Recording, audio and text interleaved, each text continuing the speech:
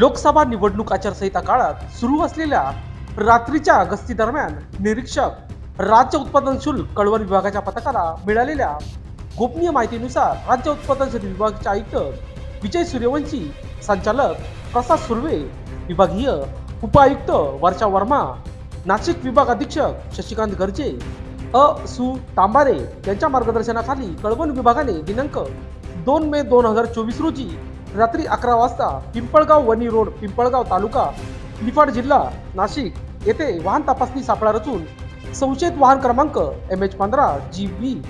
8622 ची तपासणी केली असता सदर वाहनामध्ये भाताच्या भुशाच्या कोंड्याखाली अवैधरित्या देशी दारू टँगो पंच 180 ml च्या एकूण 1440 बाटल्या, इम्पिरियल ब्लू विस्की 180 मिली च्या